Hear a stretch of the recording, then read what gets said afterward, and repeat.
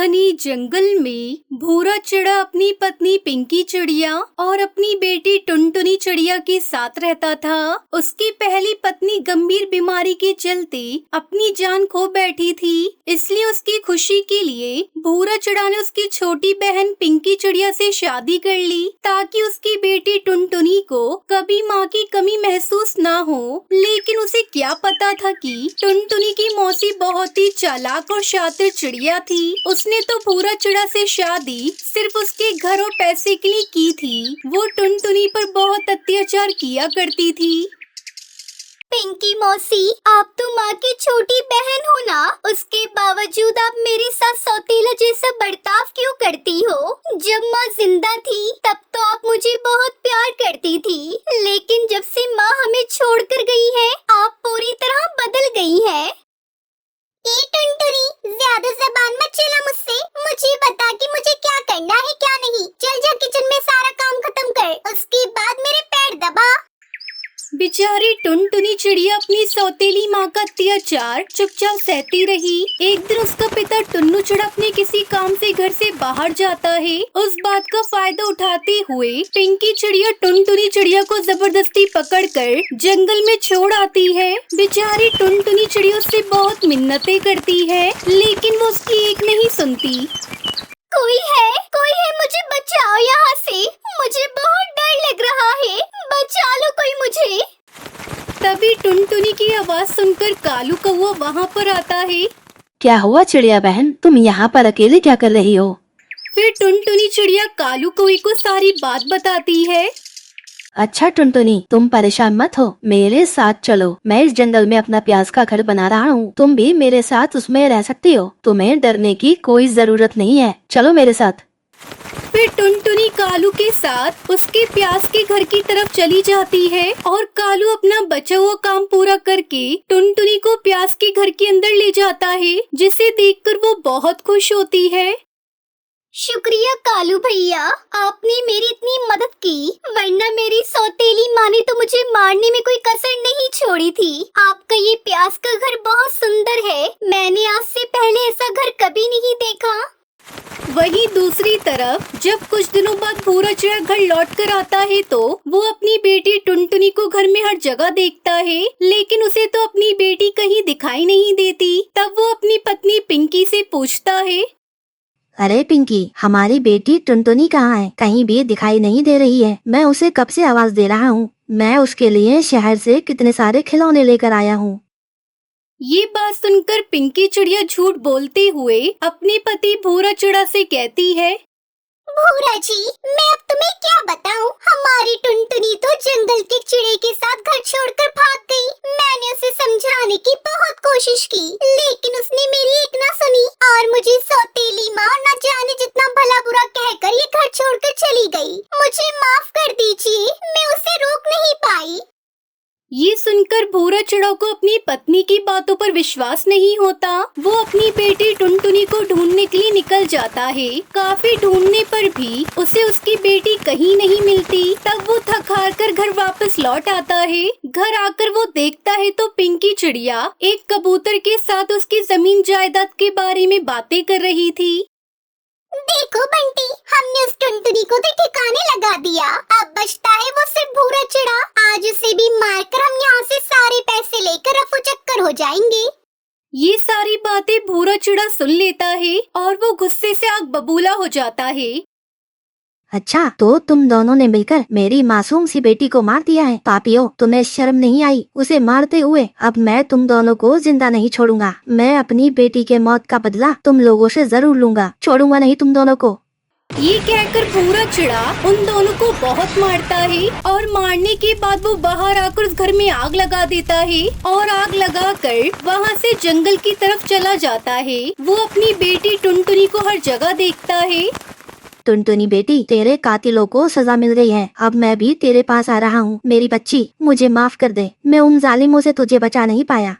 तभी भूरा चिड़ा को उसकी बेटी टुनटुनी की आवाज सुनाई देती है और वहाँ एक प्याज का घर भी बना हुआ दिखाई देता है। तब वो उस प्याज के घर के पास आता है और अपनी बेटी को आवाज देता है, टुनटुनी बेटा, कहाँ हो मेरी बेटी? कहाँ हो तुम?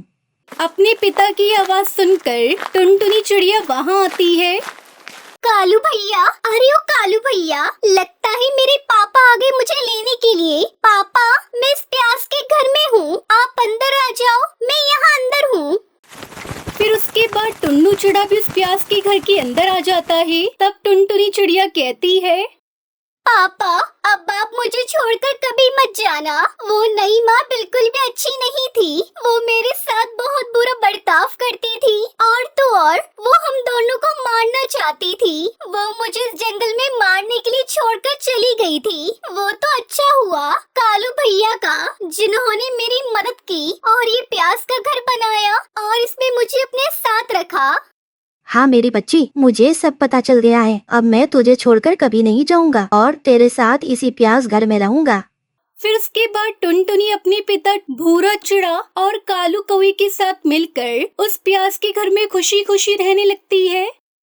तो दोस्तों, इस कहानी से हमें सीख मिलती है कि जो जैसा दिखता है वो हमेशा वैसा नहीं होता, इसलिए किसी पर भी जल्दी विश्वास नहीं करना चाहिए। प्यारे दोस्तों, अगर आपको हमारी कहानी अच्छी लगी हो तो इसे लाइक और शेयर करें, और अगर आप हमारे चैनल पर नए आए हैं तो हमारे चैनल को सब्सक्राइब करना ना भूलें। तब तक के लिए धन्यवाद।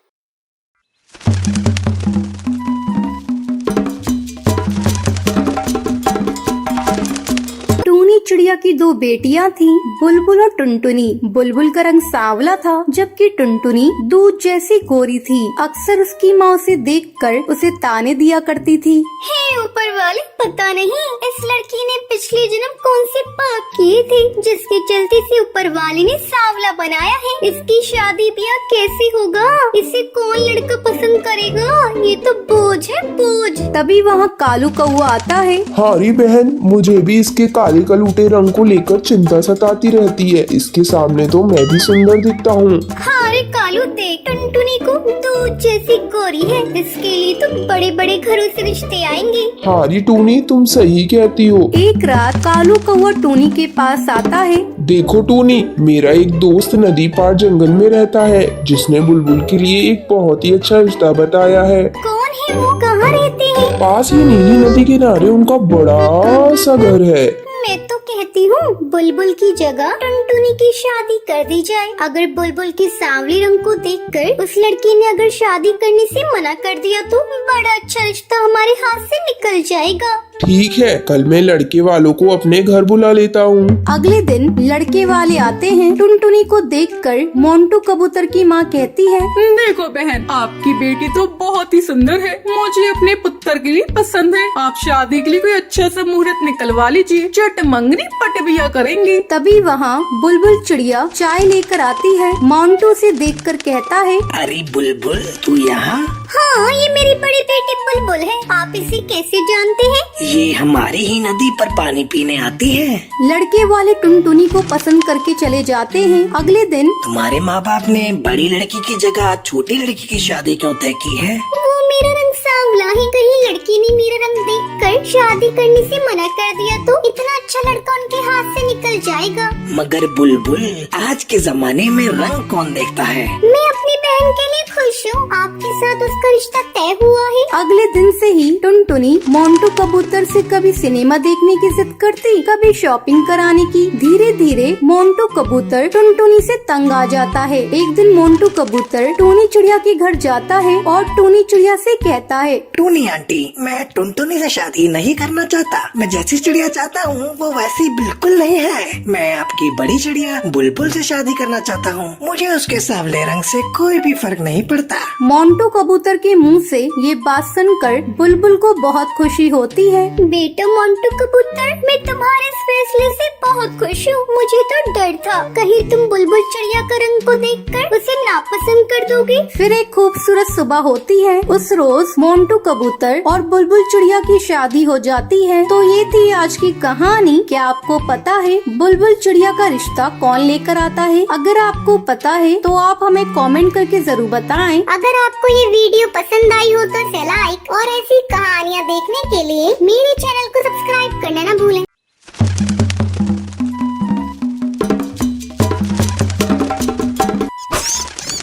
टूनी चिड़िया की पति की मौत के बाद टूनी चिड़िया बेसहारा हो जाती है। वो अपनी बेटी को लेकर जंगल में दर बदर भटकती है, लेकिन उसे कहीं भी घोंसला बनाने के लिए सूखी लकड़ियाँ नहीं मिलती। तब वो एक पुराने शौचालय में शरण लेती है। जगह बहुत गंदी थी, लेकिन किसी तरह वो अपनी बेटी टुनटुनी के साथ वहाँ पर रहने लगती है।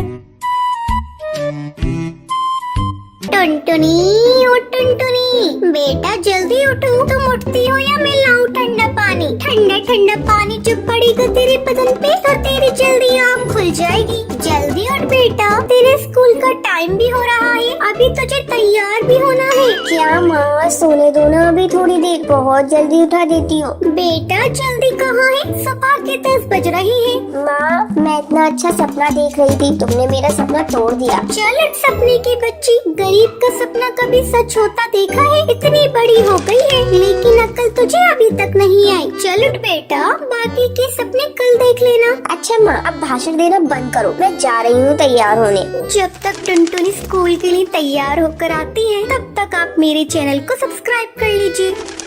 हाँ ठीक है, तैयार होके आजा, मैं तेरा लंच तैयार कर रही हूँ। टूनी चिड़िया जल्दी जल्दी खाना बनाकर टुनटुनी का लंच पैक करने लगती है। अरे माँ, आज तुमने लंच में क्या बनाया है? मैंने तेरे लंच में चावल की खिचड़ी रखी है। क्या माँ, जब देखो खिचड़ी खिचड़ी खिचड़ी, मुझे नहीं खाना। आपको चावल की खिचड़ी के अलावा और कुछ बनाना नहीं आता? मैं आज लंच लेकर नहीं जाऊंगी, इसे आप ही खा लेना। अरे टुनटुनी, इतना गुस्सा क्यों करती है? तू स्कूल में खाली पेट कैसे रहेगी? ये ले 5 का नोट, जाते जाते पार्ले जी लेती जाना। टूनी के घर का किस्सा रोज यही था। टूनी के पति को गुजरे कई साल हो चुके थे। वो अपनी बेटी की देखभाल अकेली ही कर रही थी। वो अपनी बेटी को पढ़ा लिखा कर अफसर बनाना चाहती थी, लेकिन उसकी बेटी बहुत ही नकचड़ी थी। वो अपनी माँ से प्यार तो बहुत करती थी, लेकिन उसकी टोका टाकी पसंद नहीं थी। टुनटुनी को स्कूल भेजने के बाद टूनी चावल के दाने बीनने जाया करती थी। उन्हें बेचकर वो अपना और अपनी बेटी का पेट पाल रही थी। आज कैसे लेट हो गई टूनी चिड़िया? क्या करूं, मेरी एक छोटी बेटी है, उसे स्कूल भेजने के बाद ही मैं दाना ढूंढने जाती हूँ। क्या करूं, मेरी बेटी बहुत आलसी है, सुबह उठने में बहुत परेशान करती है, उसी के चलते देर हो जाती है। ठीक है, अब ज्यादा बातें मत बनाओ, ये लो अपने पैसे। शाम को जब टूनी चिड़िया थकी हारी अपने घर पहुँचती है तो टुनटुनी उससे कहती है, माँ, मेरे स्कूल के सारे फ्रेंड्स पिकनिक पर जा रहे हैं, इसलिए मुझे 1000 रुपए दो ना, 1-2 दिन के अंदर स्कूल में जमा करने हैं। टोनी बेटा, 1000 रुपए मैं कहाँ से लाऊंगी 2 दिन के अंदर? नहीं माँ, मुझे पिकनिक पर जाना है, तुम कहीं से भी लाकर मुझे पैसे दो। क्या करूँ, कैसे इस नादान चिड़िया को समझाऊं? मेरे पास पैसे नहीं है। लगता है अब मुझे अपना मंगलसूत्र बेचना ही पड़ेगा। अब मुझे मंगलसूत्र का क्या काम? मैंने तो अपनी पति की आखिरी निशानी समझकर उसे अपने पास रखी थी, लेकिन आज मुझे अपनी बेटी के लिए उसे कड़कनाथ सेठ को बेचना ही पड़ेगा। मैं अपनी बेटी को रोते हुए नहीं देख सकती। दूसरे दिन जब टूनी चिड़िया मंगलसूत्र बेचने जा रही होती है, तभी टुनटुनी उससे कहती है, माँ, ये तुम मंगलसूत्र को लेकर कहाँ जा रही हो? बेटा, तेरे पिताजी तो रहे नहीं, इस मंगलसूत्र का क्या काम? इसे बेचकर मैं तेरी पिकनिक की फीस भर दूंगी। नहीं माँ, मैं आपको ऐसा नहीं करने दूंगी, मुझे पिकनिक पर नहीं जाना। मैं तुम्हें पापा की आखिरी निशानी नहीं भेजने दूंगी। इस मंगलसूत्र से पापा की बहुत सारी यादें जुड़ी हैं। माँ, मैंने बहुत बड़ी गलती कर दी है, अब मैं तुमसे किसी बात की जिद नहीं करूँगी। मैं कल ही अपने दोस्तों से कह दूंगी मुझे पिकनिक पर नहीं जाना। बेटा, तुम बहुत समझदार हो गई है, मुझे तो चिंता हो गई थी मैं तेरी जिद को कैसे पूरा करूंगी। चलो माँ, अपने आंसू पोंछ लो। फिर दोनों खुशी खुशी रहने लगती हैं। तो ये थी आज की कहानी कि आपको पता है टूनी चिड़िया अपनी बेटी को कितने पैसे लंच में देती है? अगर आपको पता है तो आप हमें कमेंट करके जरूर बताएं। अगर आपको ये वीडियो पसंद आई हो तो लाइक और ऐसी कहानियाँ देखने के लिए मेरे चैनल को सब्सक्राइब करना ना भूलें।